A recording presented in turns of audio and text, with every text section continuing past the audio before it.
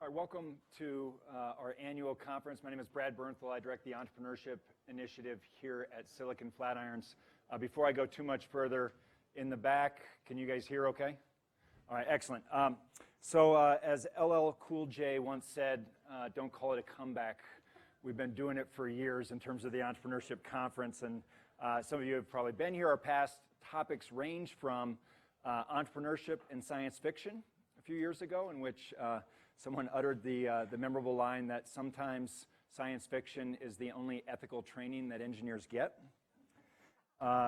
Ranging from that to last year, we did our conference on Give First, which examined sharing and collaboration practices in startup communities with Sam Zell, Brad Feld, among others that were here. This year returns to a topic that actually we covered in our first entrepreneurship conference 10 years ago. And that is specifically the topic of economic geography, although at that time it was through a different lens. We were talking about economic geography as it related to building up the Boulder, Denver, and Front Range startup scene. Governor Bill Ritter was here that year, and one of the academics who literally wrote the book on economic geography, Ano Saxenian, was also here for that discussion. And so delighted to return to that topic with a different lens in mind, and that is specifically rural entrepreneurship. From my vantage point, there are two ways to win in our conferences. The first, butts in seats, and the second is quality content. In taking on this topic, I knew that in terms of butts in seats, this would be not the most attended conference that we've had. And that relates to several things, not the least of which is not everybody who's participating in today's conference is here appropriately enough for a topic on rural entrepreneurship. We've got a significant number of people who are joining by live stream, so welcome to those of you who are joining that way. And I want to invite those that are coming in that way to participate in the conference by hashtag Silicon Flatirons. So hashtag Silicon Flatirons on Twitter, and we will take questions via Twitter as well for those who are joining us that way. But the second way to win, and what I'm really excited about, is to provide quality content.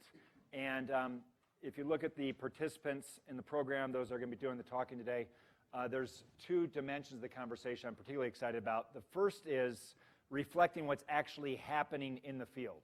So we've got snapshots of people who are building companies in rural parts of Colorado, Wyoming, Nebraska, as well as thoughts about ideas going forward. So there's a descriptive component to today, as well as a prescriptive, and hopefully we'll have some interesting conversations about ideas, breaking ground about new ideas going forward.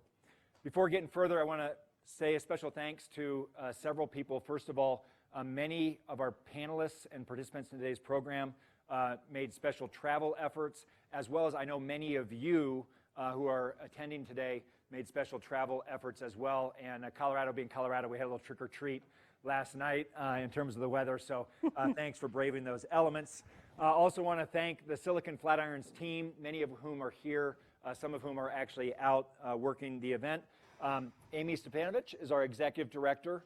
Kelly Brown is our marketing director.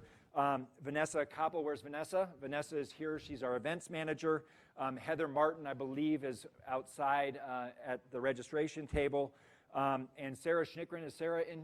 She is just outside, here she comes. Sarah is our alumni and student events lead director.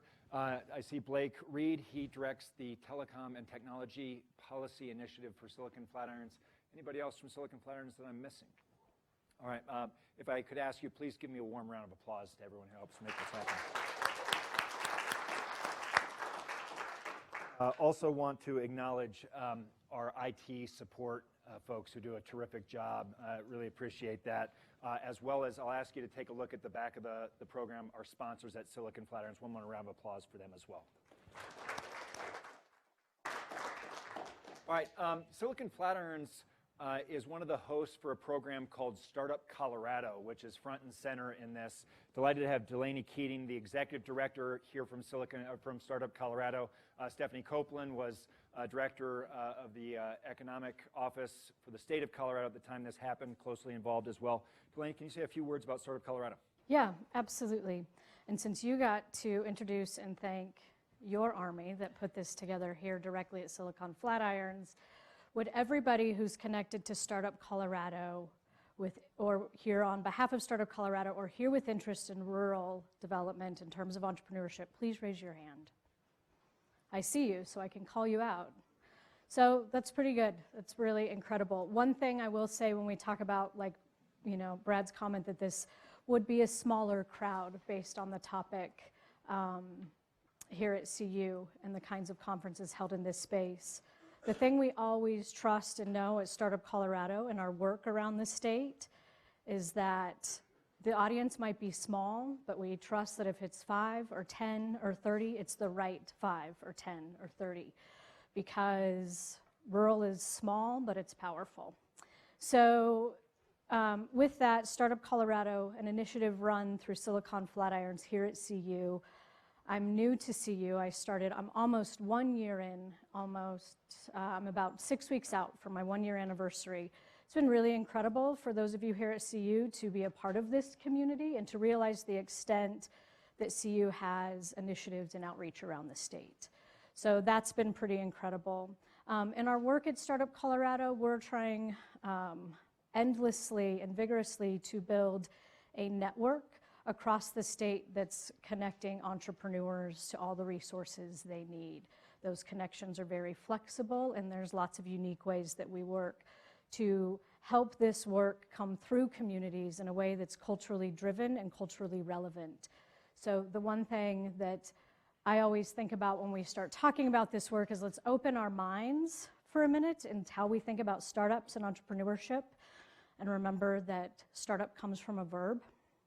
And we want to see more people starting things, and that means different things in all the places where we work and where we start and how we start. And we all know the end goal, which are the manifestations of jobs and growth and increased wages and quality of life, but that initial action of starting is a really great way to just shape that veil in your mind and be free to explore. And with that, welcome. Awesome. We've got a tradition at Silicon Flatirons events that you're familiar with. You've been here before. Take a minute, look around, find someone you've not met before, introduce yourself. We'll get going in 2 minutes. Good.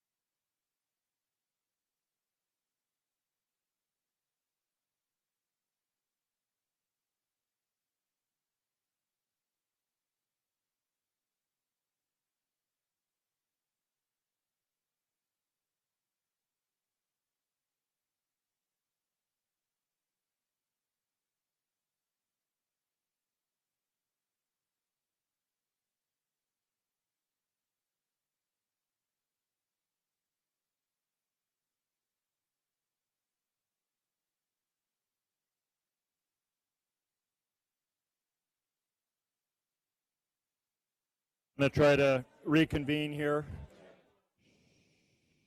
All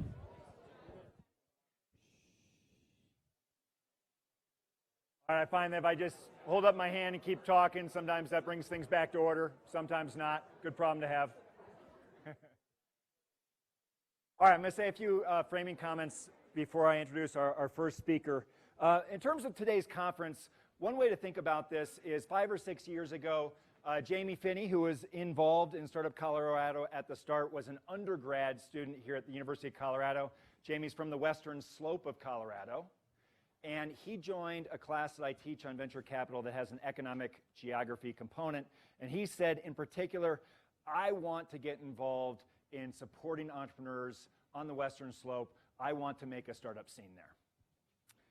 And I told him, this might not work. I said, this is going to be really tough. And let me tell you all the reasons why. And that is because starting a company is really tough to begin with. And moreover, location seems to matter. That is, those that study the geography of startup activity, of starting new businesses, the conventional wisdom, at least so far, is that there's advantages associated with concentration of startup activity.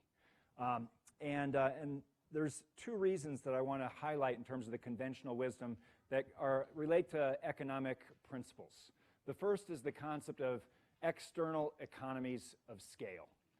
So on that, early stage companies tend to be tiny little things that are able to do a few things with some founders from inside the company, but they need all sorts of external resources, external inputs to help get liftoff. What could that include? It might be they need financial help.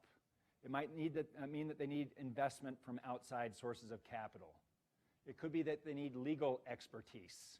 It could be they need to be able to tap into a skilled labor base. It could be that they need marketing help. You get the idea. And the conventional wisdom is that if you're in an area with concentrated startup activity, the costs of obtaining expert sources that you need almost by necessity to help get your company off the ground are lower in a place like, say, Boulder, Denver, the Valley, Austin, Boston, New York, than they would be in places that don't have the benefit of startup activity concentration. So that's factor number one, that is the concept of external economies of scale. Okay? The second factor, so goes the conventional wisdom, relates to the idea of network effects, which is different. External economies of scale relates to the cost of goods going down when you have concentration of activity. Network effects has to do with a rise in the value of the network. And that's another area in which concentration of startup activity seems to have benefits. So for example, you can share the trends that you're seeing with other people in the area, identify new ideas, create things with others, get the benefit of mentorship, find people to help make introductions for you to, say, suppliers or sources of capital that you might need. That is, the more concentration, arguably, the more the network becomes valuable. Okay? So there's two broad economic drivers typically associated with economic geography analysis that says, you know what, the world's not flat. There's serious advantages to being in a startup ecosystem for startups. Okay? Increasingly, though, and that brings us to today, there are challenges to some of this conventional wisdom. What do some of those challenges look like? First of all, the benefits of concentration are not unmitigated. For example, in places like Silicon Valley and San Francisco, we are seeing the cost of real estate go through the roof. Traffic and congestion is associated with concentration. That is, there are drivers that past a certain point start to impose burdens upon concentrated areas in addition to the benefits. So that's one challenge. Second challenge is, while some startup scenes have thrived, the people who have been involved in those scenes have not been super inclusive, and they don't look like the rest of America in certain ways. Okay?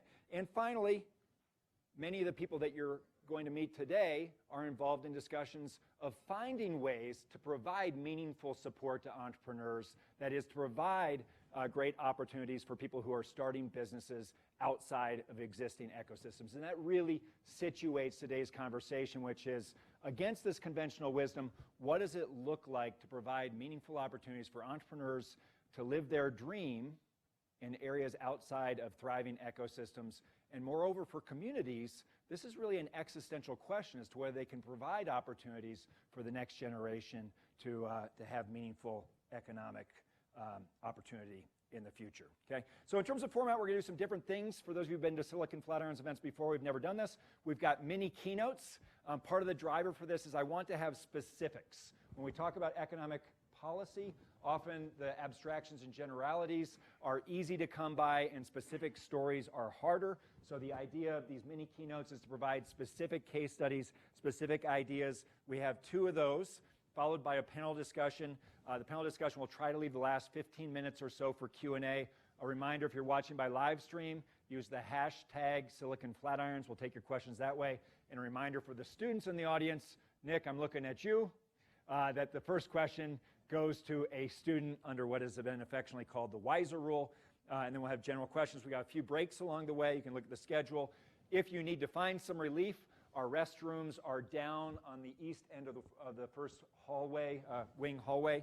And then we will do a reception at 6:15 p.m. So that's where we're going. Delighted to introduce Enoch Elwell. He is from Tennessee. Thank you for making the trip. Active in areas around Tennessee, including Chattanooga.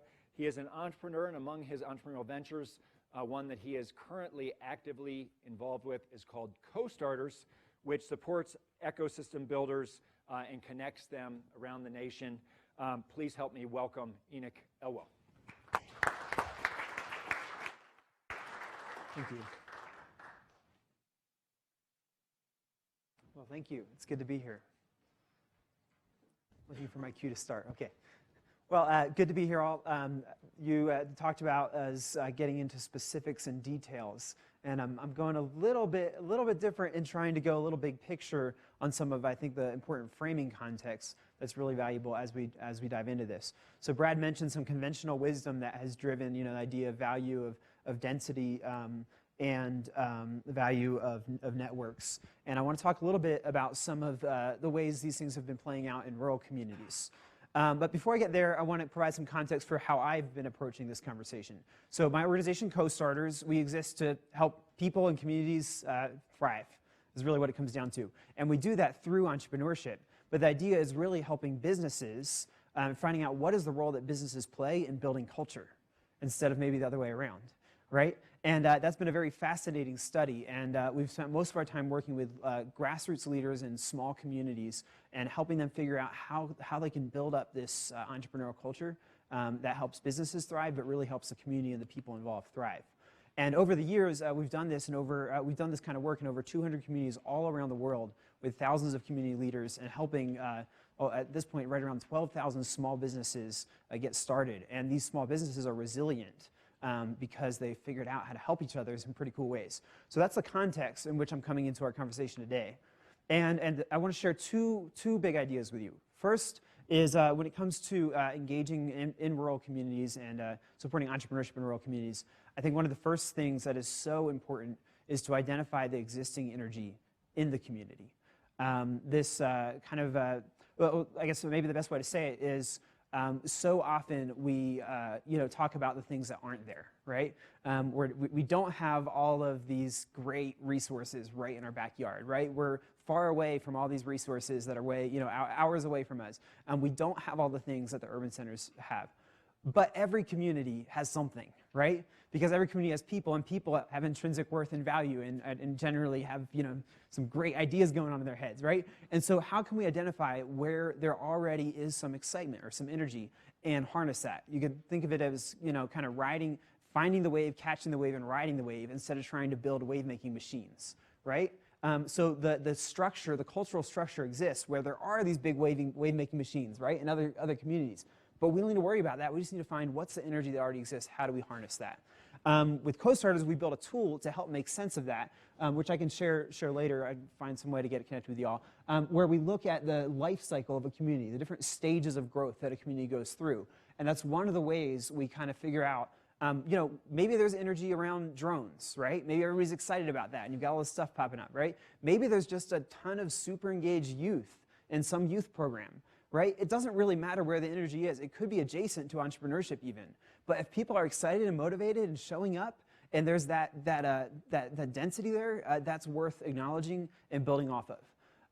The second thing, so how this plays out, I think, to go a little bit deeper, I think the two themes behind this, and I want to shift a little bit our thinking of maybe how we look for value instead of traditional asset mapping maybe, right? Instead, we can look for not just networks of resources, but relational networks, right? Where is their density of trust, and where is their clarity of purpose? And how can we build a stronger foundation there? And that kind of value is something that often is actually very strong in rural communities where maybe you don't have that kind of strength in an urban setting. And so there's a different type of currency or value that exists in rural communities that's important to understand. And so I have a iconic image that shows the rallying flag, right, and people coming together. But to not use a war analogy, there's this little bird called the plover that eats the germs off of the crocodile's teeth, right? Symbiotic relationship, right? And so there's some trust going on there, right? But there's some clarity of purpose, right? That bird is helping clean the crocodile's teeth, so they're cool, right? But if the bird started pecking the crocodile's tongue, something different might happen, right? And so that's an example, just an image to help you understand this idea. Density of trust, clarity of purpose. When you get those two things, that's really, really powerful, and it somewhat defies, or it's a different lens at, adding on to the conventional wisdom that we were initially started with. The second big concept I want to share is this idea of strengthening social infrastructure. And so looking at individual community roles as opposed to just institutions and organizations. That network, right? You can have, a bigger network, more value, maybe. Because you can have a great big network that actually doesn't have a very, we have Google, we can find all the stuff in the world, but we can't find the thing we need because we don't know how to get it, right? In a similar way, in relational networks, you can be connected to a ton of people. You're probably connected to hundreds of people on LinkedIn, but how many of those do you actually have a deep relationship with where they'll help you when you need it, when you're in a jam, right? So that depth of trust, that strength of relationship could even be more important than just the size of a network. And so another tool that we built is this community roles tool that identifies a bunch of different roles in a community that are important, that individuals play, that people play, that are more relational roles, that if those are recognized and engaged, you have significantly more value than just the institutions that play those roles, which sometimes are missing in a rural community, right? And so again, it's just adding a different layer, another lens to build on some of the great commonly accepted models of the world that are unique to rural as well. So a way to go a little deeper on this is recognizing the kind of cultural shift we're in as a society. It's, I guess at this point, somewhat commonly accepted idea that we are coming to the end of the industrial age. Things are changing. The rules that have existed for our society are starting to break down a little bit, and something new is coming, this connected age. And so there's some words here, right? Industrial age defined by efficiency, scarcity, competition, transactions, institutions, right, being the focus. And building on that, there's room for more. And in rural communities, I really believe we are expressing this, maybe even a little bit ahead of the curve. And that's exciting and that's valuable. We are living a little bit further in the connected age because we've experienced the falling apart of the industrial age, a decade ago, and so we have the benefit of a decade of learning, right? And so we in smaller communities have tended to be a little bit further down the road in discovering what it means to live out resiliency and abundance and collaboration and a transformational activity focusing on individuals than just institutions, right? So this is an example of some of the shifts. I could go on, there's more details here of some of those shifts looking from the industrial age thinking to the connected age thinking. But I think the most important thing I want to share with you guys is really this focus on the idea of culture being a primary driver in economic development in this future state we're getting into, which I really believe rural communities have been living in maybe longer than the rest of the world. We have an edge here. There's a saying that the currency for the future could be trust, right? How does that translate? How does that affect the conversations we have over the rest of today? So that's really what I wanted to share with you as a way to frame up the conversation. We go so much deeper in all of this, but I hope that this is a good lens as we dive into the conversations we have, as we look at specific case studies of different communities. I think it's so important to step back like several layers and remember the context that we are in a massive transition in our society now. And so the way these things play out in any individual community are referencing some pretty significant changes in values and interpretation and in engaging in the world as a whole. So thank you all for the chance to share a little bit of that frame. I hope it's helpful as we dive in deeper the rest of the day, and I look forward to the conversation going forward.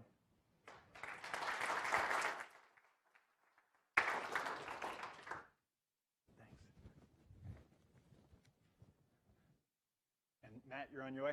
All right, so we'll have a chance to go deeper on that. And one of the issues that I'm interested in, to the extent that trust and relationships is something to build on, would welcome the chance to follow up on that with the panel. Some of you might be familiar with the book Bowling Alone, Robert Putnam, a concept of social capital and some of the challenges associated with reduced and diminished social capital across a number of institutions. One of the things I'm interested in is entrepreneurship as a potential way to build up social capital in certain areas, and interested to think about how that relates to your work. Second mini keynote before our first panel is Matt Larsen, who's the CEO of Vistabeam. He's been long active in telecommunications across rural parts of Nebraska, Wyoming, and Colorado. He's one of the first dial-up internet providers, kicking off in 1997, and moved into wireless internet services in 2000. Today, Vistabeam covers, this sounds pretty cool, 40,000 square miles across Nebraska, Colorado, and Wyoming. Great of you to come here from Gering, Nebraska. Please help me welcome Matt Larsen.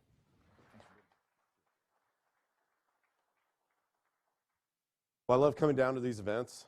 They keep inviting me back, despite the fact I usually throw out some wildly contrarian opinions. So I put together a little bit of a presentation here. It kind of talks about my background so you can understand the particular brand of insanity I'm going to bring to the panel later on. So I grew up on a farm in western Nebraska and was a journalism student when I went to college. And it was kind of like, how did I end up getting into broadband? So I'm going to give you a little bit of a background on how that happened.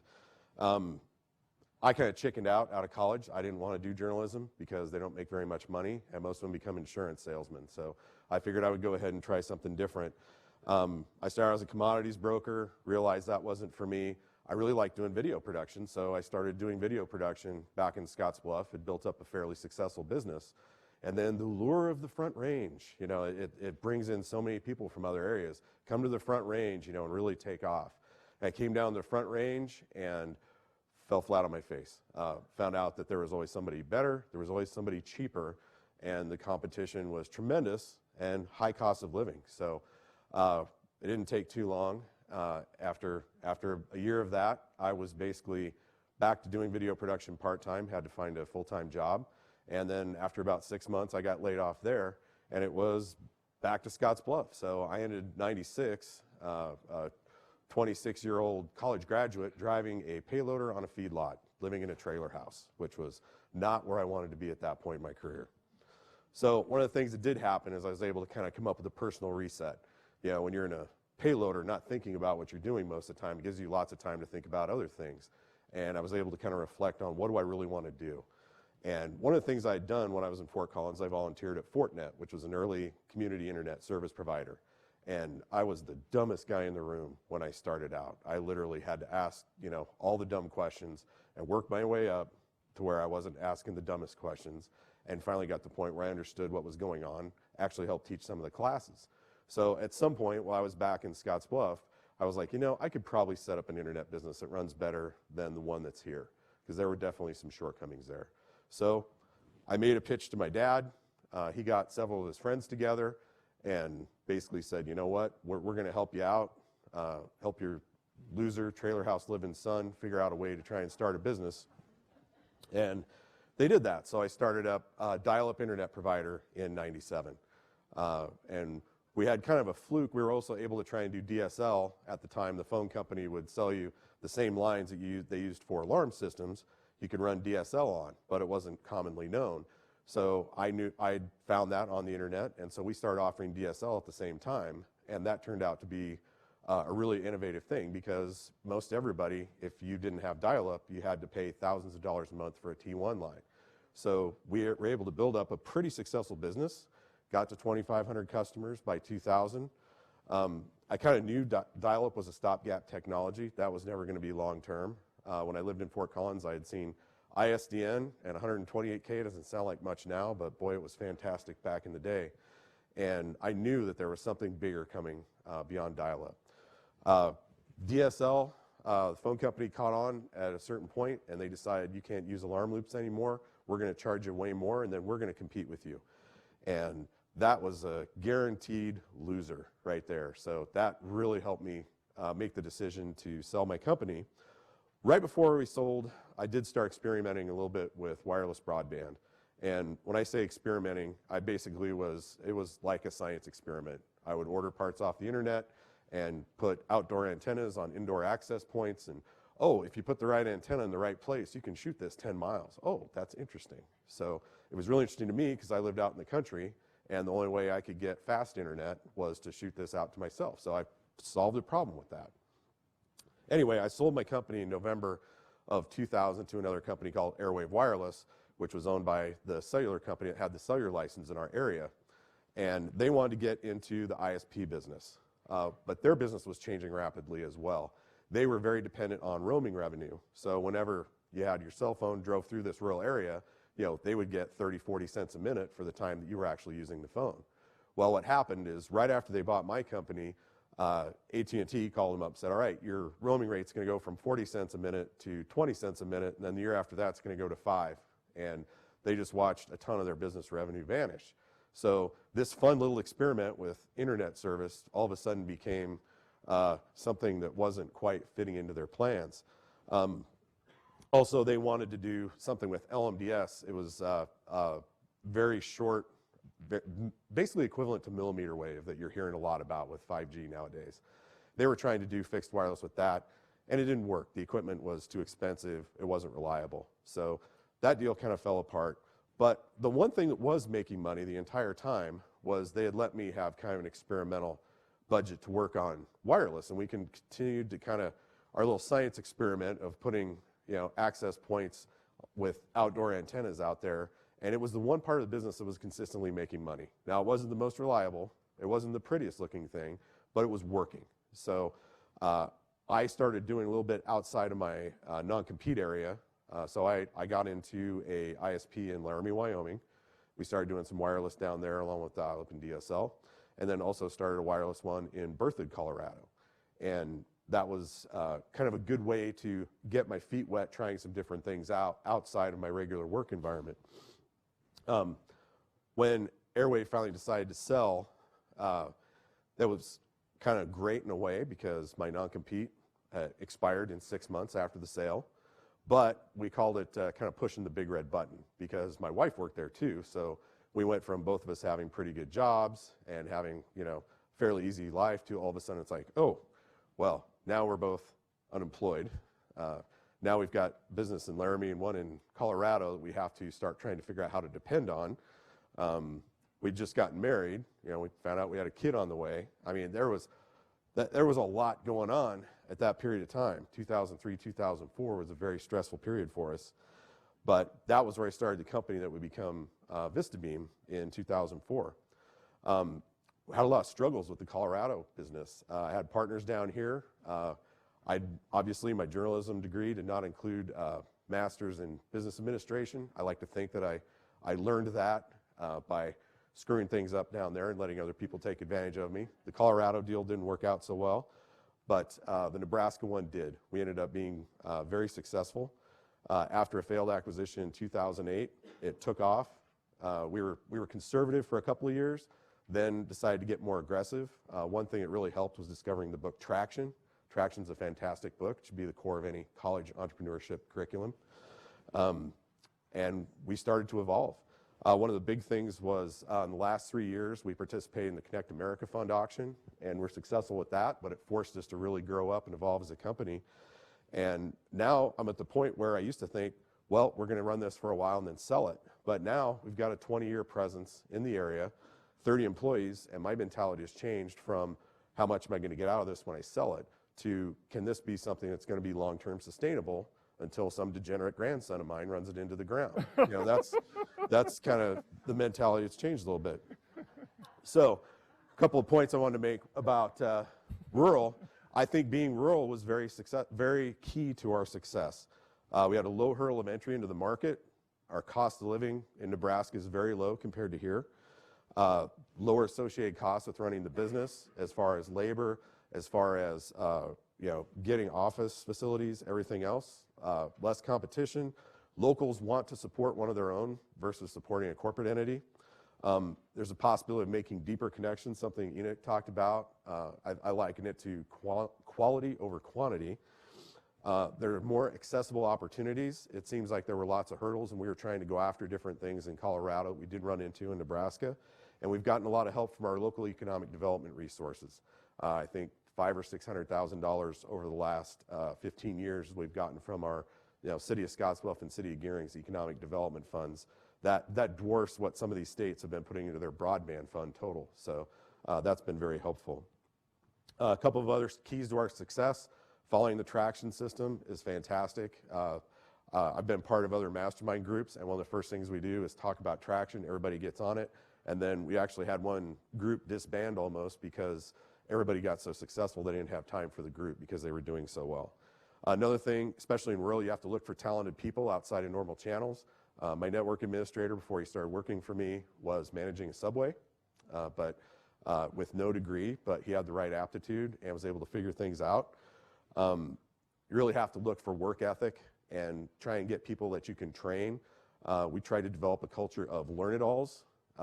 People that are kind of hungry tend to learn a lot better and are self-teaching as opposed to know-it-alls, which I've had a few people that depended on their degree to kind of advance and kind of dictate to everybody else what was going to happen. I'd much rather have the people that are willing to learn. It's really important to standardize processes and document your systems if you want to scale. Do the hard work. Don't take shortcuts. I've had many times where we tried to do something that was looked like the cheap or the easy way, the shortcut around something, and it really doesn't pay in the long run. It makes more sense to take your time and do things right. And one of the things we had to do is really focus on the customer. We hear about threats to our business all the time, whether it's satellite, whether it's 5G, whether it's this or that. And it's like, what? If you just take care of customers, they will take care of you. So that's been a big part of our focus, is to try and provide an extraordinary connection. And again, always do the right thing. So that's my background, and I look forward to the panel. Thanks for having me down. Invite the first panel to come on up. That was great, man. Thank you. Oops, that's somebody else's.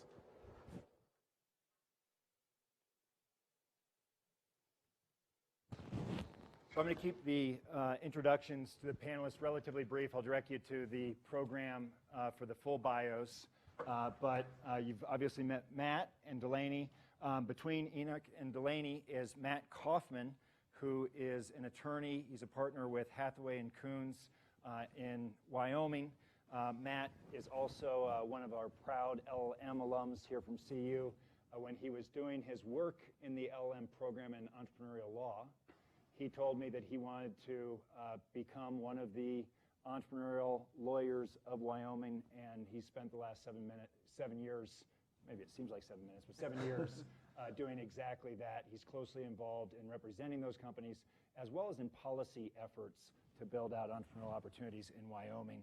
I'm going to ask a question that really relates to the motivation for this conference, but then more specifically for each of you, which is, what's at stake here? I'm going to ask you just to say 1 or 2 sentences, maybe 3, about what's at stake with respect to rural entrepreneurship.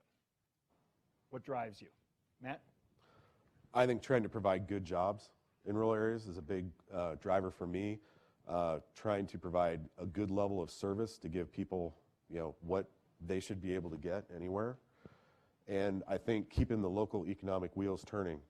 We have a lot of money that gets extracted out of our rural communities, and the more we can keep in them, the more healthier they will be. Delaney?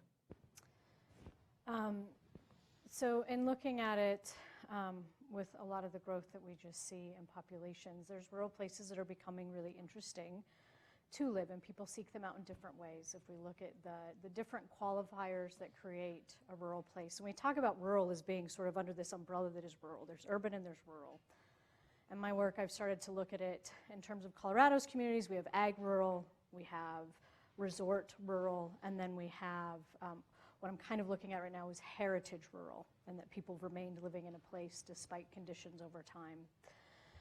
So what's interesting about it is as you have change in a community, I think entrepreneurship, to Enoch's point, as a cultural driver, and business as something that drives culture, I think it allows a population a chance to define the future versus have it defined for them.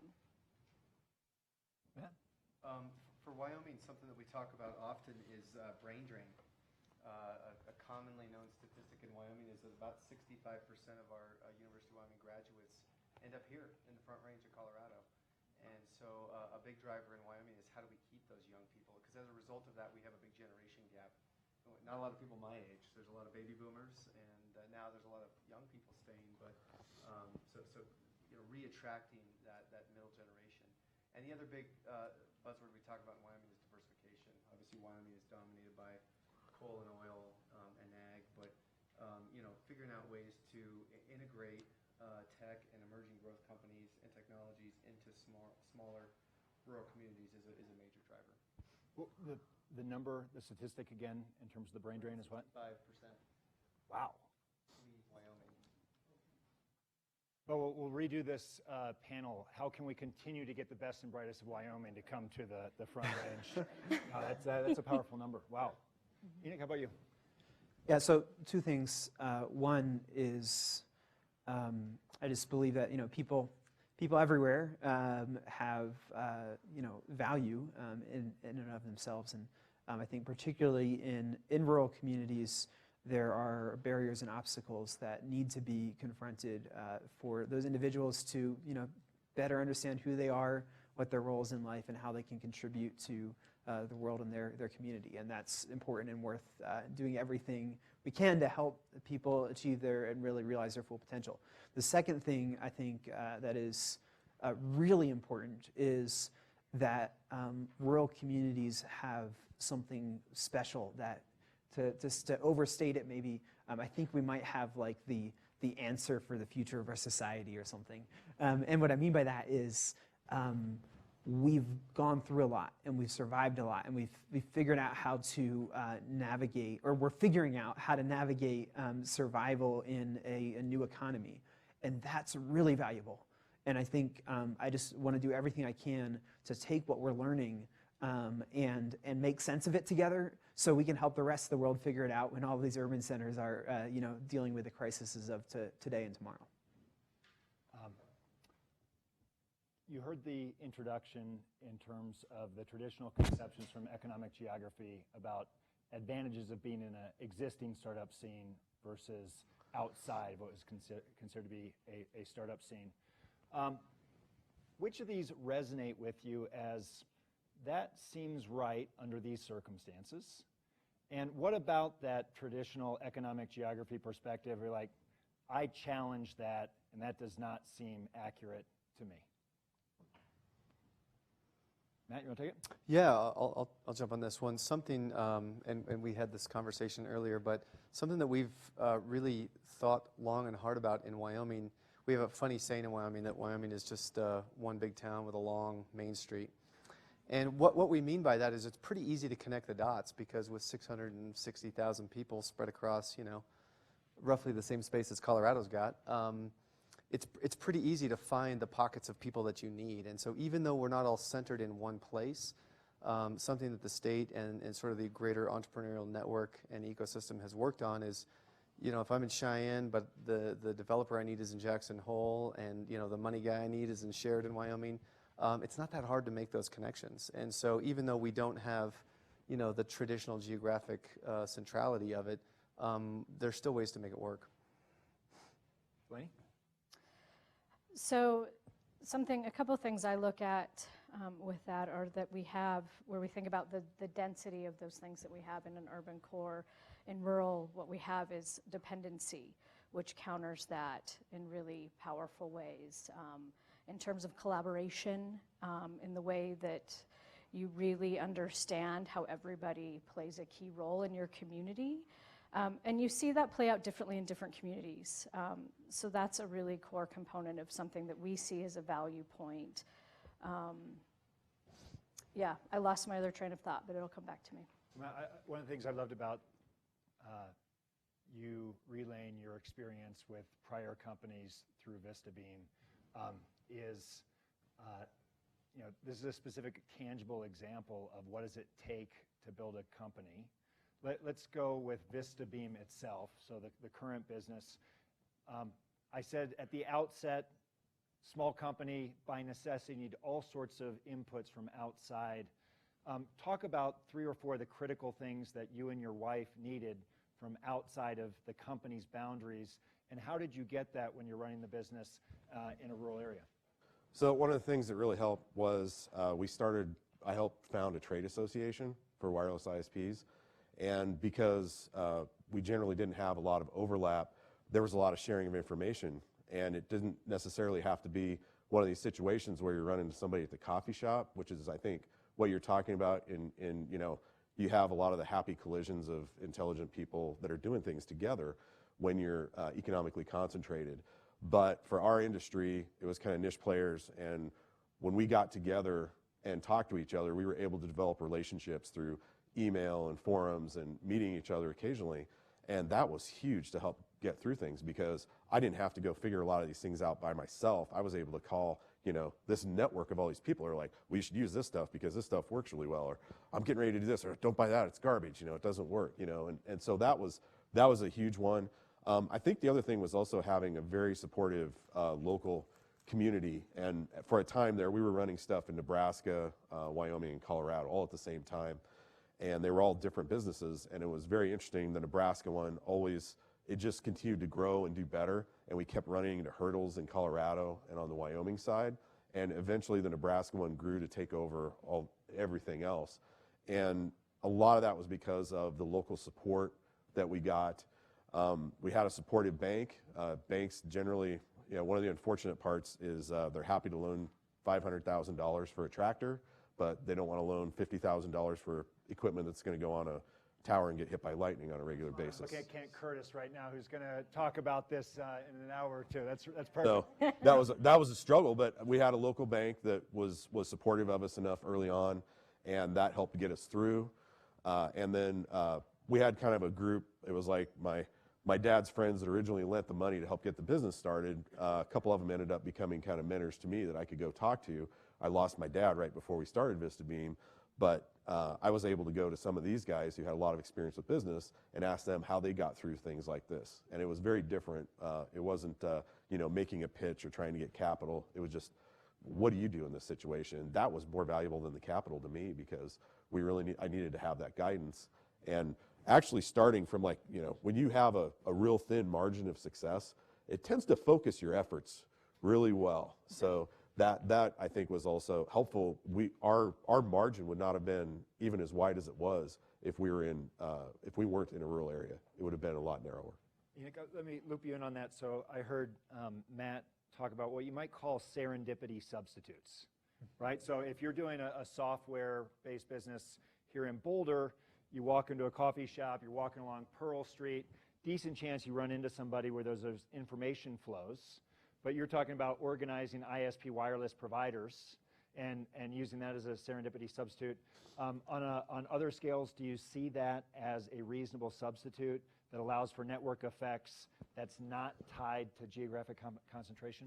Absolutely. I think that is that's a truth, right? That works everywhere. I think it's a human thing. That both can occur, right? But just serendipity is one way, intentionality is another, right? Serendipity, there might be a lot of noise, right? You have all these great connections, you meet all these great people, then you do all this follow-up to figure out, is there actually a fit? And I should stay connected because they're interesting, But with intentionality, you're focused. I need to get these things done. These are the things I need to do to survive. And I'm going to find the people in the world who are doing exactly the same thing as me because we need each other or we won't survive. So I absolutely agree. That's that slide I shared around the idea of density of trust and clarity of purpose. I think I can't think of a more succinct way to explain that phenomenon. I think that's fundamental to anything. Let me ask the flip side of this question, which is, what about some of the benefits of concentration have you found hard to replicate in your efforts to build opportunities for entrepreneurs elsewhere? Matt? I would say, without a doubt, the biggest one is the flow of investment capital. We talk about this a lot, and I don't mean to say that there's not investment capital in Wyoming or in the places that I represent companies, but it's just the menu of capital is not as readily available, and the different specialty types of capital are not as readily available. So I talked a little bit earlier with the last group of, I think there's, though, also two sides of that sword as well, because while it might be harder to find, niche capital or capital that's educated with respect to what exactly you're doing, to Matt's point, people love to support local ventures and love to get behind, the entrepreneurs that they know and grew up with. And so there is an element of, being able to really, on a grassroots level, fund ventures in a different way, I think, and it's easier sometimes to get people's attention. But I also, for some entrepreneurs that I work with, that raises the risk ante too, because now you're not taking some, stranger in a high-rise in Denver's money. You're taking, your aunt and your neighbors and your dad's friend's money. And so it's a little bit different risk metric. But for us, I think just the quantity of capital and the sophisticated and different types of capital are probably one of the biggest challenges that we continually face. The other thing I would say is easy access to talent, identifying the right talent who will stick around. But again, I think that's just challenging the structures that we assume that people have to be, in person and local. Mm-hmm. And so then that brings a whole other layer of complexity of, how do I manage a virtual company with people spread out all over? Right. And so there's ways around it, but it's this assumption that I need to find local people to be able to make my business work. Mm-hmm. Direct service to entrepreneurs, I think there's a gap we certainly look at Startup Colorado, which is proper financial education and guidance. So I've become really interested in the rise of contract CFOs, especially for companies in different growth phases. They really need that as a really pointed sort of example. Something else I've really become aware of and I'm looking at is that we really need policy support for city and county governments. A lot of them have interest in the work. They're making investment in the work. They may be investing in an innovation center. They may be putting forth more money for programming. But oftentimes you can see that they have some roadblocks in the way of their own goals. Roadblocks in the way of their own goals. Own goals. In terms of economic diversification for that city or county and where they want to go, and just needing to address their own policy and regulation in unique ways with guidance. Some of this looks at models for public-private partnerships, ways that these communities can get really creative in their approach. Matt, anything additional to add on that? Yeah. I want to talk a little bit about something that Enoch teed up in your presentation, emphasizing, I don't think you used this language, but to my mind, norms of behavior. Mm-hmm. The way individuals interact with each other, not because there's a legal obligation to, but because there's relationships and expectations associated with it. And maybe I'll tee this up to you first in terms of how norms of behavior operate in some of the areas that you've sought to support. And in particular, you emphasized the possibilities around trust. Is there a specific example of a community that you've worked with where trust seems to operate in a unique way that is different than maybe one of the often valorized cities of entrepreneurship? And I'd love to hear about how that's affected the businesses there. Yeah, so maybe the best way to say that is I think this is true in I think probably every community, but there's like the entrenched, leadership or kind of control, maybe the power structures that exist that have one culture that, believes that is the narrative of the community. And then there are other people who may not even be able to express some other element of culture, but there's some dissonance that is often in the community as well. And so maybe a good illustration is, we've seen this in a lot of communities, it's almost like the more frustrated a community is, the more opportunity there is.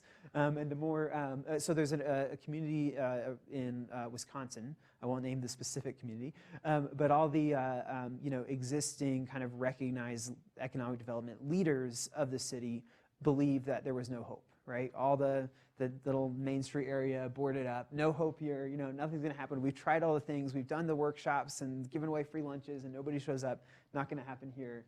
There is no culture of, nobody cares, nobody's engaged. But there were other individuals who kind of, on their own said, we're not gonna take no for an answer, we believe too much in our community, we're gonna try to just do things differently. We're going to try to work together, collaborate, some of these other values, right? We want to express these values that we don't feel have had an opportunity to be expressed. And so they self-organized, they came together, they used some of our Co.STARTERS programming, and they saw huge, just people came out of the woodwork. They had so much engagement, they launched multiple programs at once to support all these just interested entrepreneurs who were just waiting for someone to articulate a culture that was welcoming and supportive and felt like it could maybe express some of that dissonance that wasn't able to be expressed. So yes, those themes, we're seeing them everywhere, and I really believe that when you make space for a different narrative to develop, there's a lot of people hungry to have that kind of conversation. Let me ask a question that relates to when you think about risk-taking in startup scenes, it's the odds are really against you as a startup, right? That 8 billion people on the planet, I've got the best idea. Yeah, good luck, right? There's an advantage of being in a place that's supportive of people who are willing to do that, as well as an advantage of places that are forgiving of failure when it doesn't work out. What do you guys see in the areas in which you're working? And maybe, Matt, I'll ask you to talk about maybe some of the notes from Wyoming first.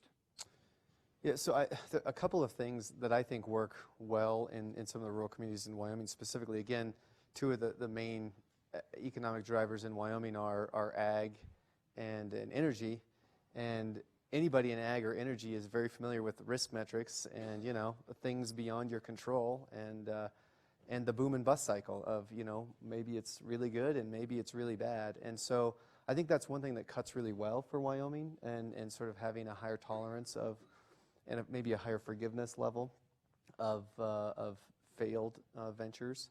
But on the flip side, as kind of alluding to what I talked about before, I think the real pucker factor, I guess, for a lot of startups is just whose money am I gambling with? And sometimes it's just different when it's your neighbor as opposed to someone who you don't see every day and who's kind of not out of sight, out of mind. And so I think that, again, it really cuts both ways sometimes, but I see it be a major factor. Matt, maybe I'll come back to Delaney in a second. Who did you take money from in terms of financing your business? For the most part, it was all bank debt, and we were able to do that. Some help from our economic development group, a little bit of family money, and eventually a partner came on, but they all have very small percentages. But what about this question of failure in, say, Scottsbluff, Gering, other places that you've operated? Well, I wouldn't say it was so much as failure, but probably a tolerance of it to a certain degree of people understanding that, if somebody that lives out in Wyoming, because we serve a big chunk of Wyoming, there's not going to be somebody there that afternoon to fix things. It's like, it might be a couple of days before we can get somebody out to fix a problem. The dog chewed up the cable, or, somebody, roofer put the radio on backwards. So we can't get to some things as fast as we'd like. And people, I think, are actually fairly tolerant of it because nobody else is doing that. We're actually providing a better level of service than most of the incumbent providers. But this discussion reminded me of something that I think is really interesting. A competitor of mine, a company called Allo, does fiber networks, and they built a fiber network in Scottsbluff starting in 2005. And they did a couple of things I thought worked out really well. They worked with the local community to try and figure out how to get pole attachment rights and work that out early on. And then they used the same economic development fund that we used because they were creating jobs. And that wasn't all their money resources, but they used it as supplemental. And Scottsbluff and Gering were able to use that as a little bit of an incentive to get them to go out and build. End result, Scottsbluff has some of the best broadband in the world. We've had gigabit internet for like 5 years. And I just love the fact that I get to come down to Colorado and talk about how we're so far ahead of Fort Collins now. And they're having to spend hundreds of millions of dollars to get fiber put in when Scottsbluff basically put a little bit of money from their economic development fund, most of which got paid back, and worked with them on the right-of-way instead of trying to be greedy. And that's the thing I think that happens in rural areas. You don't see quite as much greed. One of the things that I've really noticed in urban areas, there's a lot of monopolistic practices, and there's a lot of maneuvering through lots of legal wrangling and policy work and politics to try and make sure that incumbents can preserve their market share. And we didn't have that in Scottsbluff. And as a result, the incumbent, which had control of most of the market, as a well-known company that tends to not take very good care of rural areas, now is they're under 15% market share because better service that's more tied to the local community came into effect. Delaney, coming back to this issue of risk-taking and close relationships, Matt's highlighted the dynamic might be different in terms of taking money that's at risk from someone who lives next to you or a close family member. What thoughts do you have on that? So a little separate from the money piece, but around this risk piece is, over the past couple years, learned from many founders who have, companies at different scales, that they don't know if they would have started the company in an urban area because they're pretty sure somebody would have talked them out of it. They said, here, nobody told us we were crazy. And the first company that really taught me this was a couple that owns Jackson's Honest Chips, which is actually now based out of Boulder, but it started in Crested Butte, Colorado. And they had a son with medical needs, and they needed healthy chips. So they started peeling potatoes and making chips, and they just started to make this a thing. They eventually ended up in Boulder. They didn't leave Crested Butte because they couldn't grow the company from there. They moved their son to Boulder for services for his health needs. But they told me there's no way they would have started that company had they not been in Crested Butte, because everybody just got behind them and said, yeah, sure, sounds great, we'll make chips. People came and helped peel the potatoes. Their nanny at that time is now their head of marketing for this national brand. So they're one of the people that really started to implant that notion with me, and I've started asking the question, and I think there's a large base of entrepreneurs with really interesting solutions-based companies, from environment to food, that don't think they would have taken the risk had it not been for being farther off the beaten And that's a path. really interesting manifestation of something that you said specifically helped you guys get off the ground, community support, that Nebraska was working better than other places, and you highlighted as a possibility. Matt, in terms of the notion of Wyoming as being one town with a very large main street, do you see that kind of help ranging from, say, Rock Springs to Sheridan, where it's geographically dispersed? I mean, do you see that trust network and people pitching in or not? Yeah, I think it's pocketed for sure. There's areas where, for example, oil and gas, and there's a lot of work being done in Wyoming to diversify away from oil and gas, but also to find new clean tech solutions for the existing carbon industries. And so it's really interesting to see a lot of what would otherwise be competing neighborhoods or not neighborhoods, regions, I guess, and locations kind of come together and work on some of these new solutions, very much so. Conversely, I made the joke earlier that everybody in Wyoming hates Jackson Hole. That's not actually true. We don't hate Jackson Hole. Jackson just tends to be, it's this magnet for, the ultra wealthy. And so there's sort of this, assumption by a lot of Wyoming people that the folks in Jackson don't really care, about what happens to small Wyoming business or Wyoming entrepreneurs. They're just, there to ski and enjoy the scenery. But what we've seen grow out of that, which I'm willing to admit, is a tremendous growth of capital and sort of this influx and this, this inward attraction to Wyoming that brings in talent that probably would never otherwise wind up there. And so the rest of Wyoming is able to tap into that in a unique way, even though we're all very competitive with Jackson and don't like it. There definitely are synergies happening. Matt, what specifically was the difference in terms of the local support for your company that allowed it to succeed in Nebraska at a time in which it was struggling elsewhere? I think a big part of it was going out and addressing needs. So we were very demand driven. So if we got calls from a place, we would try and figure out how to get connectivity out there. And so that being able to do that kind of builds a little bit of a reputation, CenturyLink can't get to me, but these guys can. So we started being the people that communities would call if they needed some help. And I think that it helped that we would answer the bell. And early on there was a lot of experimentation going on. We could have done things a little bit better, but that's when you're starting up. It's not already running, well established. You had to figure a lot of things out. So I think that was a big part of it was people kind of like knowing that we were doing our best to try and resolve a problem, made them a lot more willing to be supportive of our efforts. So let me turn it back to you. You talked about the possibilities around a model of trust you didn't use the term social capital, but collaboration that's a unique advantage. Delaney's example of, what's the chip company? Jackson's Honest. They have not penetrated the Bernthal family market yet, but that's such a great example, right? I mean, people from the community being willing to jump in and help peel the potato chips. Close relationships between Matt's company and their customers, the ability to be more responsive. Do you have another example or two of here's what I mean when I say trust can be a unique advantage for companies in rural areas?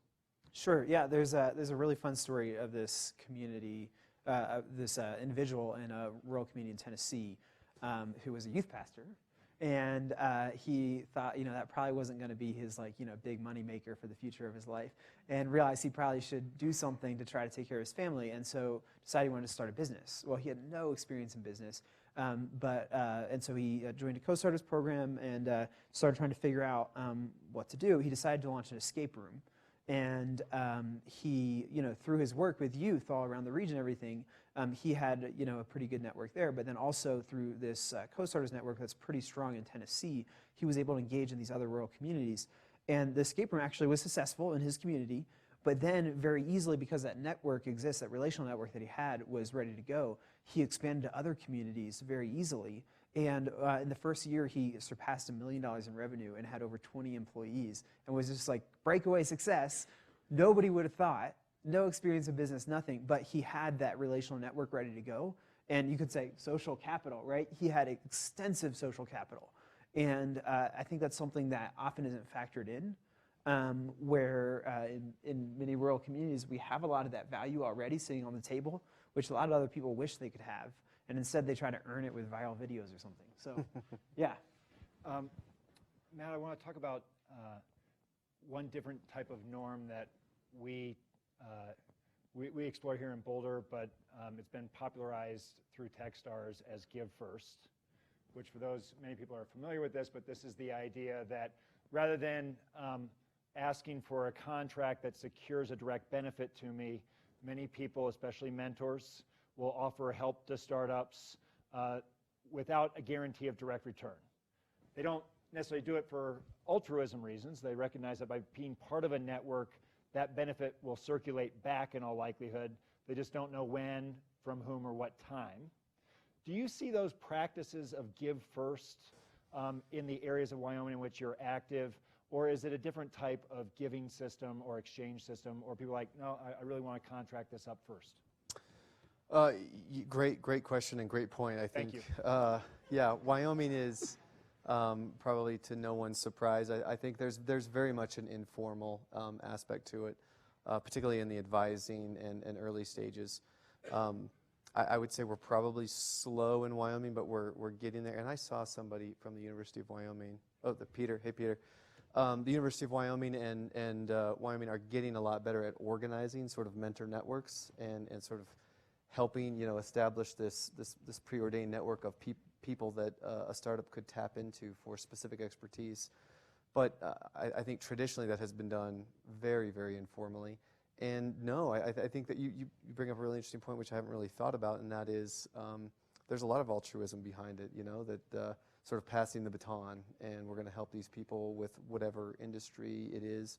That there tends to be in Wyoming, in every pocket, sort of captains of industry, if you will, and in many locations in Wyoming, those captains have been incredibly benevolent with their time more than anything. Maybe they invest in ventures as well, but more with their time and making connections. And then the other big value is just the network itself and easily connecting those dots. Like I said, with even though Wyoming is incredibly spread out, it's pretty easy to connect and to make introductions that are really valuable for launching a business in whatever region you need. So I would say the mentorship has been more in that aspect or oriented towards the relationships than anything.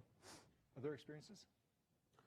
Yeah, I would. One of the things I've gotten a lot out of are mastermind groups. Yeah. And you could define a mastermind group. So a mastermind group is basically a group of business owners that get together and kind of share their experience. It's kind of like an informal therapy group in some ways, but it's also an opportunity to kind of share best practices and stuff like that. And you mentioned that in your presentation. Yes. I was wondering, is your mastermind group other business leaders in Nebraska, in the city, or is it a nationwide one? So we've actually got two. So we have one local one, which is all local business owners. And one of the interesting things is it's kind of almost disbanded because, like I said, I introduced the book Traction, and within about a year, everybody had started implementing it, and their businesses blew up, and nobody had time for the mastermind group as much anymore. I'm part of a second one that I created with some other wireless operators that are from all over the country, and that has been fantastic because we've been able to go through some very unique experiences. A couple of us were in the Connect America Fund auction, which you can't there's certain things, you can Google lots of things on the internet and find the answer to, but the answer to how am I going to deal with something that is going to be a complete change for my company, that's impossible. You really need to talk to somebody else. And so we provided a lot of help to each other with that. So yeah, I think the idea of having, for rural to be successful, I think we need to figure out how to break down some of these. There is a little bit of a, people don't necessarily want to share. And when we were able to break that down in our group, it seemed like that made all of us so much better by doing that. And I know I keep talking about this Traction book. I actually met with a guy from getting a license. Any feedback on this? So I had a meeting with a guy from the University of Nebraska Foundation, and he's like, "What can we do to make entrepreneurship better?" I said, "You can give everybody a copy of this book." And I'm going to sound crazy like a cult person, but you should have it, And he just got this funny look on his face. He's like, "Yeah, we're 6 months into implementing." I was like, "Right on." So good call. But we're about a year in. That's fantastic. But the other thing is also, I think, trying to figure out how to build local expertise and being able to deal with some of these things. Because I know one thing, it seems like about every 4 or 5 years we have, somebody brings in some consultants to the community, and they kind of like, well, you need to focus on these industries and you need to do this here. And oh, look at all these empty buildings. You need some businesses in there. That'll be $20,000, whatever. And that happens over and over. And so I was on our economic development board, and they came in, and come into the deal. And it's like, well, what do you really want? I was like, you know what I really want? No more bleep word consultants. I want us to be able to attack our own problems and figure them out, because we have people that know the community better than you do. We have people that are going to be able to figure these things out, but we haven't got the right incentives. We've kind of been hollowed out a little bit, and I think that was something Delaney talked about, where we've got a lot of older people in the communities, and then we've got a lot of really young people. Our economic development group had 5 interns, and you could just see the energy coming off of them. These high school kids were contributing so much to discussions of what was going on, and then you've got a lot of business owners that are all just kind of, and that's that hollowing out. We really need to get some more of that talent back into these rural communities to help figure out how to grow and have sustainable growth, as opposed to the little burst of, oh, we got 300 jobs here. I'm more interested in getting, companies like 5 to 10 to 50 employee companies that will be a big deal to that rural community, and will help, develop that symbiotic relationship that they help each other out. Delaney, I know you want to jump in. Yeah, it's interesting because we talk about the trust component, and there is some of that. In some communities, it's variable. It depends on the culture and how they operate around trust within themselves, and then regional and all the way across the state. And we do see that some people hold tightly to that. They fear that, they fear that sharing of their idea and that outreach for support, so that trust isn't there. So help me understand a little bit more about that, because how do I square what Enoch said, and I think that you at least nodded when he said it, that there's higher levels of trust and social capital, intimate relationships in a community, with the mistrust, concern about sharing. How do I square those two things? So I think it's probably fairly complex in ways, and maybe not complex, but complicated. But there's, I think there's a lot of trust inside the community. The community is going to take care of itself, especially if we look at the contributions that happen in terms of altruism to date around nonprofits and social organizations and foundation work. So there's a lot of trust there. And it's a really strong foundation. It's bridging that into the business sector, which has stayed, and not in all situations, but sometimes sort of isolated and thought of differently, if that makes sense. The way I look at some of what we're honestly, testing as part of our hypothesis that is Startup Colorado is connecting at the different layers of the network across the state. So I've talked about we're connecting entrepreneurs and helping build support inside their communities and building that community's engagement around entrepreneurship. We're interested in how communities engage between communities in a region and establishing that trust. And then there's, of course, how this branches out statewide when you start to funnel in something like the Front Range. And where we come in is almost like a trust agent to help bring people together. So for us, it's we establish trust with the entrepreneurs. We know the language. We understand their challenges. We can speak to them. And then we have the network interested in that's engaging with us. Some of it's finding us. It's amazing how many people have left their small towns and have been very successful and get in touch and want to be helping entrepreneurs in that town through us. So then we work to make those trusted connections. And then the next step is us understanding how can we do more of that in mass and how can that carry forth on its own, but can we build it as a norm? Super helpful. So if I hear what you're saying, Delaney, it's that yes, there's high degrees of trust in many dimensions of rural locations, but with respect to business practices, it might sometimes feel different, and you envision at least part of the role of Startup Colorado to be, I love that language of to be a trust agent. So I'm going to put this to any of you. Think of an example that you've been involved with a community where there's been some sort of trust barrier associated with information sharing, mentorship, something that would help promote new businesses, and something specifically that you've seen that has increased or enhanced trust, a willingness to collaborate. So I can share an example. I want to go back to something that, for me, helps clarify this in my head. This density of trust and clarity of purpose, like those things go together, where what I think Delaney was talking about is this idea of you can have really high trust around a specific area of activity where it's very clear what the purpose of engagement is. Oh, we all trusted each other around this activity because we all know kind of where we're headed, what we're doing, we have a good language for it. But then over in this thing, it's fuzzy and complicated, and we don't know if you're trying to do this or that, or if you have bad motives, or if I'm just confused. It's complicated, right? And so having those two together really has made the difference. And so the rallying flag is like the idea in my head of that helps land the trust. So in Chattanooga, an example in Chattanooga, where I'm from, we had, just like any other community, all these different leaders who are supposed to be building economic development, supporting entrepreneurship their own way, with their own politics and all the infighting, all that stuff. And then we had gigabit internet deployed across the entire 600-mile square radius, not just the city, but also in the rural areas around it.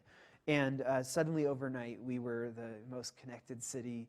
I guess we could debate around which city had the most connected Chattanooga stuff. or Yeah, Scottsbluff. exactly. And maybe we both were at the same time.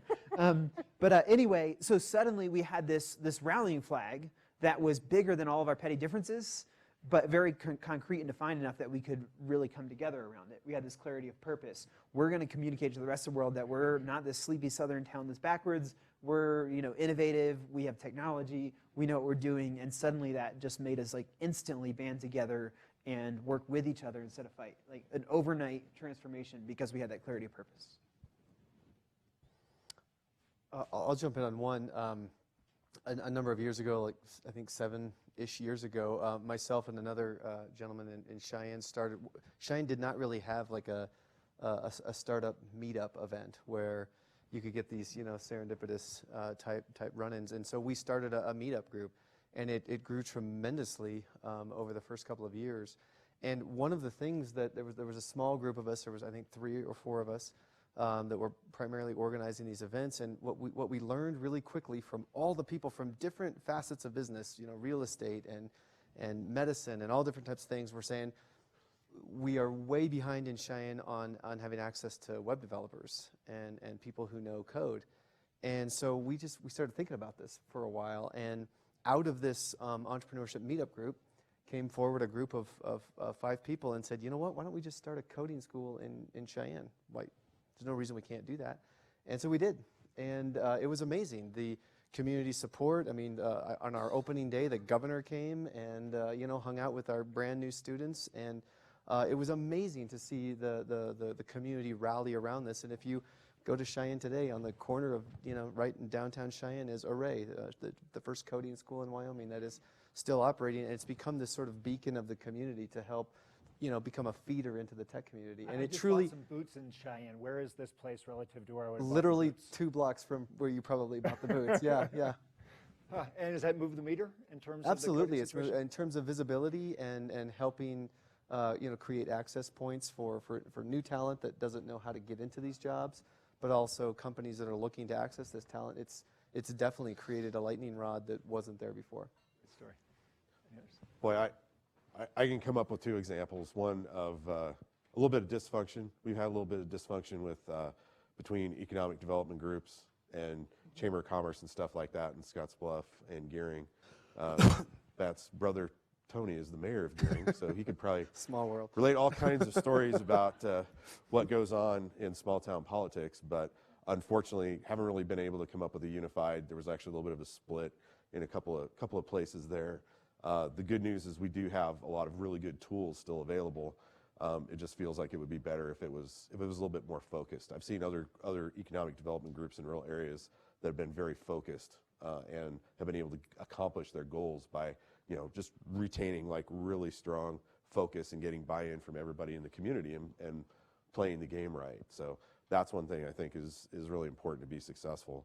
But an example of a community that really embraced something that we had going on was in Jackson County, Colorado, around Walden. We had a former customer that moved from Nebraska down there. He was originally from Walden, and he got with me. He's like, "Hey, is there anything we could do to get better internet down here?"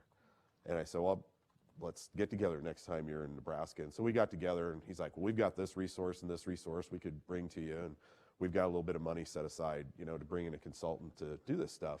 And I looked at where this tower was that they pointed out, and it's like, I know a guy that has a tower here that can see my network, can also see there. So we ended up, it's like, all right, tell you what, I'll do your consulting thing to kind of describe how we can do this, and we'll just do it. Because there's a pretty good mark, I call it the vortex of, it's like attorneys and network vendors and politicians that circle around municipalities to try and get them to spend money with their companies. And so I said, tell you what, let's do this and we'll just make it happen. So I did the report for him, and I think within 60 days we had turned on broadband in the county. And that turned into, we applied for a Colorado Broadband Fund grant to help fund complete build out. And we were successful in that. It took a lot of the county support to help make that happen. And then it was also some of the more remote parts of the county qualified under Connect America Fund. So we're actually going to get some funding to help do that. So we just spent a tremendous amount of money in Jackson County, but it was because the community helped support us. We worked with the government programs that their goals aligned with our goals, and we were able to make it happen. So that's where I think having the community support really helped. But Delaney, I'm going to turn to you and circle back to something that you raised earlier, which is your sense that lots of well-intentioned community leaders, and especially at the policy level, could use some policy support. And this will be the last question that I ask before we see if there's someone on Twitter as well as students. Nick, question coming, man. All right. Delaney, in terms of that story, how does that resonate? And as you think about supporting policymakers, providing more policy help, what does that look like? What specifically are you guys doing? So we aren't doing a ton specifically right now. We've just really identified it. Like I talked about it earlier, it's looking at all the different layers of the network and sort of this mid-management layer. But a great thing I can speak to that we just did yesterday in Sterling, Colorado, which was really beneficial, was we worked alongside the Greater Colorado Venture Fund, ourselves at Startup Colorado, and then a sizable team out of the Office of Economic Development and International Trade. And we hosted a half-day session in Sterling with economic development partners from all over northeastern Colorado, and many that represent some very small towns. Sterling being sort of what we foresee as what we would term right now a nascent support hub, where people are already going for services. So we host the meeting there, and initially just talk about the work, sort of frame the work, and then we side-doored everybody into sort of entrepreneurial principles and entrepreneurial mindset into a workshop where we had the groups populate their own problems with solutions, pitch them, and then break off in teams to work on them for the afternoon. And they worked together, and several things left with actionable next steps that they would work on solving. A lot of these were initially resources, different ways that they would stay connected, but I thought it was really healthy in lots of ways. Namely, it established a lot of trust between the state and Startup Colorado and Greater Colorado Venture Fund with the groups that we're working with, but it got them flexing their collaborative muscle together and really starting to drive solutions. And that was, we've already had feedback from many of those people literally in less than 24 hours, thanking us for the work, chatting about it online. And so it's a really healthy first step, is what I would say. Great. And also brings us back to the introduction where I mentioned that undergrad student who said that he wanted to help build out support for entrepreneurs in greater parts of Colorado. He is one of the managing directors now with GCVF, among other things. Wilson, do we have a question from the Twitter sphere? All right, Twitter sphere, bring it out, man, bring it out. A student question first. Oh, Nick, you took me seriously. I like it. I like it. You gave me like an hour to prepare, so yeah, thanks. My name's Nick. I'm a third-year law student here at CU. I'll be building a practice in transactional and business, and I'm really interested in doing so in a rural environment. That said, that's not a career path that's often discussed and explored in law school, and I'm curious, what needs are there for professional service providers in the communities you live and work in? Well, we've got one professional service provider here. Maybe we'll turn to him first. And then, Delaney, I'm going to ask you a follow-up question about some of the interesting dynamics about communities and service providers in those communities. Matt? So I'm going to give terrible advice, but I didn't listen to a lot of people that gave me advice early on. You know, the general conventional wisdom of rural attorneys is, you know, be a generalist, because you're going to have to deal with lots of different things and service clients in different ways. And I didn't want to be a generalist. I knew what I wanted to do, and I knew the types of clients I wanted to help. So I did the opposite. I mean, I became a securities lawyer in Wyoming, and go figure. But that's almost all I do is investment deals, security deals, help startup companies and tech companies raise money. And so for me, it worked. And I think in a lot of rural areas, that's what's really needed is people that have deep expertise in one area, as opposed to just generalist knowledge in a lot of areas. I mean, sometimes that works, and that can be really useful. But I think identifying a community with a specific need and being able to take that risk is really useful to a community. So I'm going to ask what might be a little bit of a ticklish question, but a fun one as well. I've got family in Valley Falls, Kansas, outside of Kansas City, a rural little town, and man, are they up in each other's business. and for those in rural communities, this probably is part of it. And so it might be a temptation not to use a service provider in your own community. How do you navigate that, where you'd like to have some expert providers nearby, but on the other hand, there's probably an impulse, maybe I move this to someone who I really don't want them knowing all the things I'm up to. I know, and you know that this outs me because I recently confessed to, Brad sits on my advisory board for Startup Colorado, and I outed myself as my key experts for my personal financial life and legal life are well outside of my county. My accountant is in Colorado Springs. My attorney was in Salida, which is a small town, but it's not my small town, because we are up in each other's business. I think it's okay. I think we have to give ourselves some permission for that, because it is small. Life is small, and there's things that you want to preserve. I have questioned it since I said that. I was like, do I need to shop for an accountant at home again? Maybe. But in the same vein, I think if you look at, to your question, Nick, what would that risk be, and where would you look at, starting your business, and what would be needed? I think there's lots of communities that do need it, and I think it's looking at, study the landscape from that ecosystem lens, and you will find that hub, which will be a really great place to position yourself.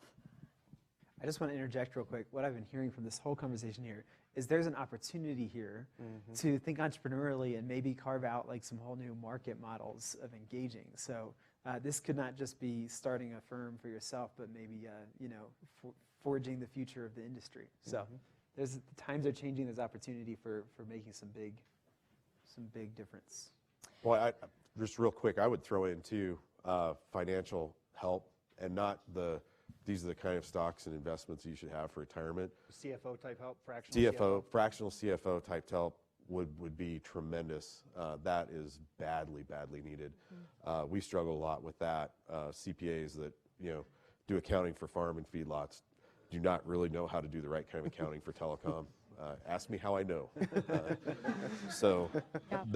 But trying to figure out how to get these companies to be sustainable and scalable is something that you really need to get somebody that's got some expertise. And I think it's the sort of thing that would actually go really well with legal services. There's kind of a package, because those are two things that kind of go hand in hand to figure out what's the right way to do these things and to organize the business and to set yourself up, as far as like liability wise and the things that you're lined up to do legally, and line that up with your finances.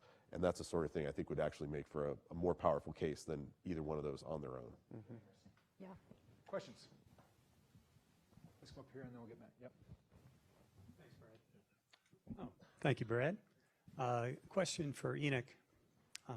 I really enjoyed your remark about Chattanooga and the fiber.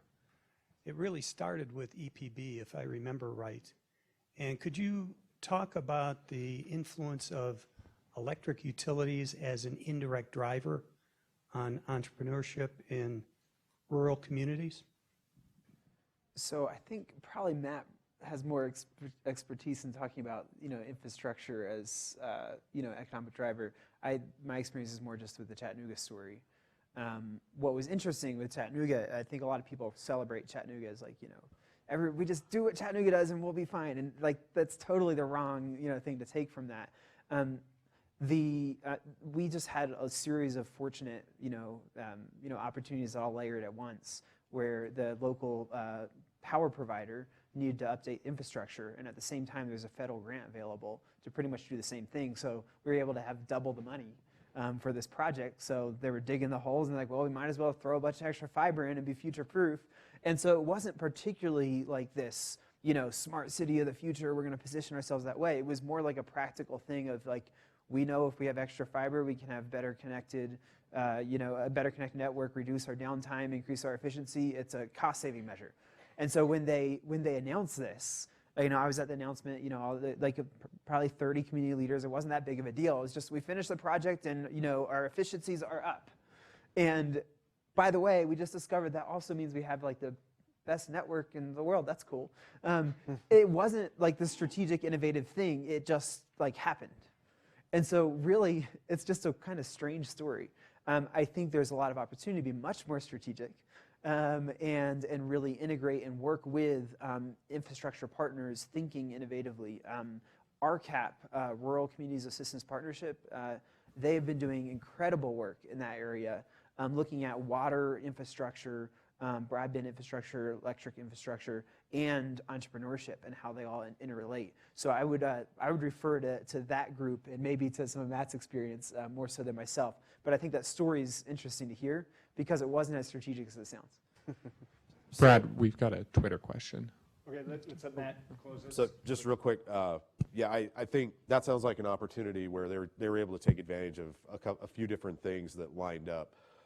Unfortunately, there are a lot of roadblocks. Electric cooperatives do have a lot of good infrastructure that would be beneficial for putting fiber out in areas, but there's a problem with right-of-way because their right-of-ways are generally perfected for running power lines. Communication is not covered in that. So there's this huge issue of either having to figure out how to change statewide policy on that and figure out how to kind of push that through. And if the landowners are okay with it, obviously, then there's no problem. But there's a lot of work to do that to perfect right away, and that's a big roadblock. The other part is capital. We've seen situations, especially in rural areas. One cooperative I'm familiar with, they were looking at having to spend $80 or $90 million to get fiber to all of their customers. They only had $30 million in equity that had been built up over 80 years. And that's a bad bet. One of the things I think does have some potential is fiber's not the answer for everywhere, especially in rural areas. I think it's way more important to get some kind of good baseline broadband to everybody, and then worry about getting fiber as you go along where it makes sense. You know, Chattanooga economically made sense, but when you're trying to force it to try and push it too hard, that's where you start to see issues. So it can be beneficial, but you know, despite the fact that we have a network just as good as Chattanooga's in Scotts Bluff, it's not a huge driver of economic development. It is a key that definitely helps, but it's not something that we've been able to, that we've like maximized, like this is our big defining thing that makes our community different. So let's take the Twitter question. Matt, you're in the queue, and John, a heads up, I'm going to ask you to reflect a little bit on what you heard here as it relates to the beer industry. So Jeremy Elliott from Twitter was asking specifically, Delaney, you had mentioned agricultural, rural, resort rural, and heritage rural in Colorado, but he was hoping you could expand a little bit more on heritage rural and maybe some of the problems associated with running a startup in a heritage rural community. First of all, can you define heritage rural one more time?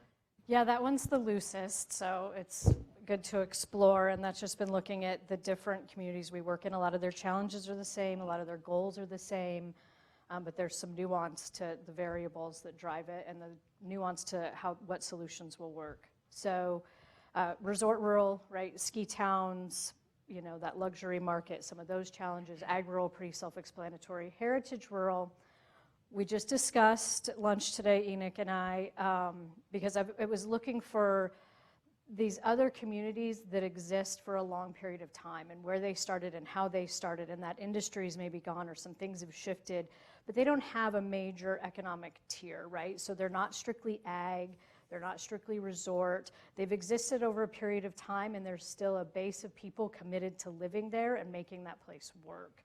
And so that's how we're starting to think about heritage rural. It has a heritage.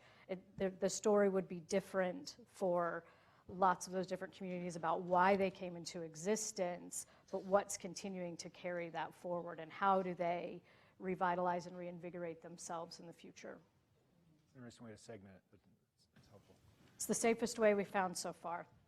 Matt? Hey, thanks. Apologies if this is all redundant. We just got here at class, but it's besides the point. I know we discussed earlier in the primer specifically, Matt said that Cheyenne was viewed as, you know, like the northern Front Range, and that was kind of a negative to a degree, or at least it sounded like when you mentioned it. I was curious as to when you're breaking into, as a service provider, these rural communities, is that trust factor at all a barrier? How do you break that barrier down, especially when you're coming from what is deemed, you know, like the big city or like Boulder or whatever it is? Yeah, so hilariously, I mean, being from Cheyenne, Wyoming, for a lot of small town communities, I'm considered the big city lawyer, which is, you know, just hilarious to me. But yeah, there is a trust factor. Again, it kind of... A trust and a resentment factor, I think. Absolutely, absolutely. And I've used this phrase too many times today, but it cuts both ways again, because I think in some respects I think this is true of a lot of rural communities, whether it's any type of professional, the grass is always greener sometimes. You know, you want to go to the big city to get the specialist in whatever it is. Yet you also, if you can, want to use your local person. And so we see that a lot in a lot of different industries, medicine in particular. You know, people would rather go to Denver for whatever, you know, procedure they're going to get than stay home. But I think a lot of it is, again, that trust factor of the reputation is high, you know, and I don't mean that an individual has a good reputation. It's just that you're reputationally invested into that community. So there is some trust factor that you're not gonna, you know, fleece somebody and they'll never see you again, or, you know, if you do a bad job, you're not around. And so I think that repeat customer, you talk about that in your VC classes, right? I mean, the reputation that is earned over sort of repeat business within the same community for a professional is in some ways the same as it would be for, you know, a broadband provider. That customer service is really important.